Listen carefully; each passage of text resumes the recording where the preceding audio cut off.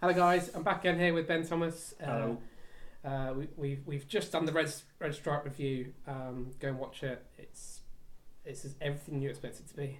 Now we have another review, another one that Ben doesn't know what he's going to have, and I've never tried this one either, so it's just quite an interesting one. It is a huge bottle of Blanche de Honelles. Now I'm sure the people who are from the Belgium or Netherlands will correct me. The Belgium. The Belgian, Yeah. The Belgians and the Netherlands will correct me on the pronunciation, but this is a 6% Blanche double wit. So it's a white beer, double white beer, from the Belgians. It is first brewed in 1991, so it's not an ancient beer. 6%. Tasting notes. An orange gold beer beneath a white head, citrusy nose. That's right in front of your face, by the way. Like tangerines with a sweetish background. The palate is dry with oranges and herbal hints while keeping a sweet base. This sounds really interesting. The beer takes its name from neighbouring rivulets Grande and Petite Honelles. It's made by 3 malted cereals, wheat, barley, and oats. Interesting. Oh, so it's a wheat beer? So yeah, it's a white beer.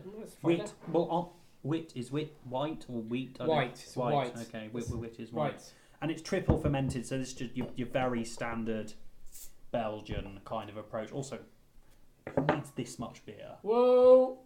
Oh, problems! Whoa! It's exploding, everyone! Oh my god! It's the first one that's done that. Well, we got a bit of a beer explosion. This is very, very carbonated. Let's just put the top back off a minute. Wow, that's quite something. Hopefully it doesn't go through the table. Yeah, this is a nice table. Wow. Do you want me to luckily, get any no. Luckily, I've got something which I have prepared here for this very eventuality. I have a beer towel of shitty Charlie Wells Eagle beer, which we will employ. Sorry, it's probably a lovely beer. I've never tried it actually, but I hear it's terrible. So I've got a lovely beer towel, which I'm now going to use. The beer is still going absolutely crazy, but let's try and actually reopen that and get it on the go. Really bad English style ale is a special kind of bad. Like the best. Look at the video; it's going absolutely crazy. Right, give me a glass. I'm gonna waste this. There's 750 ml of this. I know, that's true. It's just as well, really. No one needs this much beer. No, it's just as well because clearly a lot of it's just going to go in a huge amount of head. I mean, imagine settling in like with this for an evening. You settle down with a bottle of beer in front of the TV, like, to yourself, and this is, well, actually, it's the only size I can find it in. A pint and a half. Yeah, it's actually less than a pint and a half. It just looks really big. It's just still a pint and a half is quite a lot of beer to sit down in front of the TV with. It's the only size of this I could find. The beer's got in the book. Okay, right. This looks bottom fermented as balls. Like it is bottom fermented. I think it doesn't specifically say, but yes, well, I've got that kind of head. I mean, look at mine. What? Whoa! There's stuff in it. Oh yeah. Which is really interesting. Because that's not just bubbles. No, that's I don't know actually if you can stuff see, going on there. But as well as bubbles going up, there's stuff floating in this. Yeah, so we should let it settle for a minute. Yeah, I think. There's going to be some sediment going on. Yeah, but there wasn't much we could do about that because it went absolutely crazy. Triple fermented. I like the design. So I was commenting on the design. It's like even though it's at first brewed in 1991, so it looks like it's more of a classics style there. But obviously, it's been designed since then. But that's really nice. I personally don't like the label design. No, I find that kind of faux neo-gothic. Yeah, it's kind of disingenuous to something from the 90s, yeah. isn't it? You can tell it is kind of like that faux gothic 90s. Well, let's just move that and the beer. Oh dear, the beer's everywhere. Let's move that out of the way. Like, if this beer was actually from 17th century Westphalen, I would understand, but it's clearly not. No. But it's not. Right. Okay, so let's go for the smell first.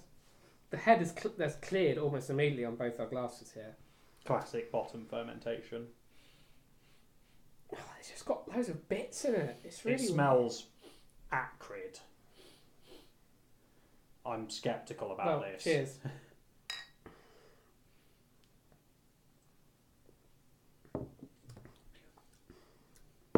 quite taste Belgian. Yeah, it tastes like a Belgian bit. It's Yeah. really nice, actually. It's got that slight barley wine edge. I mean, the tasting notes talk about that sort of the tangerines. That is Oh, really it's still there. that is really appropriate, actually, to say it's tangerine flavoured. It really does taste of tangerine. I can't remember what tangerines taste like.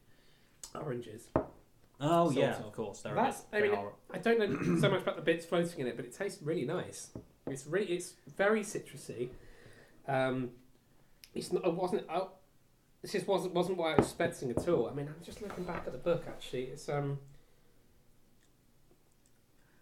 yeah. I mean, it's one of the range of the wit beers. But really, yeah. What do you think? Do you like it? It's reminded me of a wheat beer that I had in Burlington, Vermont recently. That hasn't answered whether you like it or not. It's all right. It's all right. Like, the thing is, I'd end up rating this at a very similar place to where I'd end up rating the Red Stripe, but for opposite reasons. That was bland and ordinary. This is extremely ridiculous and out of the ordinary, but I end up not knowing whether it's great or horrible, and I think I'm gonna have to settle with saying I think it's really nice. I really like the citrus taste. I think it really does taste of tangerines, and in a good way. Like, definitely drink this instead of the Red Stripe, because if everything in this pleases you, then it altogether will please you greatly. Yeah, this is for me. This is better than Dune Bar and Green King IPA. Then what you think? Yeah, yes, actually, I'm going to say better than Doom Bar, but I still find these sort of bits floating in it just weird. I don't even know. Yeah, I don't know what that is. I don't know what it is either. I mean, clearly it's the. I mean, obviously bottle conditioned, but I don't even know like what it is, because obviously I poured it in one fluid motion. It went a bit crazy with the head. I just clean up with a beer towel, but. And it really doesn't sink. This stuff really doesn't sink. No, it's anyway. just floating in it. It looks to have a really similar specific gravity to the beer itself. But it doesn't affect the flavour. It doesn't. It's not like when you pour too much stuff into. You pour all the yeast out of the bottom of the. I don't think it's yeast. No, it's not yeast. If you couldn't see it, you wouldn't know it's there. You can't tell it on the tongue. It's not gritty or fluffy. No, it's very hard to describe. In fact. I mean, this is an onslaught to the mouth. Yeah, definitely. You can taste all 6% of this. Oh yeah, it tastes like it's a bit more than that actually. If I were to guess, I'd say 8. But I say it's quite good. I would try it again in Belgium from a smaller bottle, or if I could work out a way of sharing it where it didn't explode all over the place and present me with bits all over. Because I don't even know, like, having not had this, never heard of it. I don't know whether is this normal? Are these bits normal? Is that amount of fermentation and head coming out normal? I have no idea. If you're one of the Belgians, do comment and let us know. But I think we'll go away and enjoy our tangerines. Comment, subscribe. Goodbye.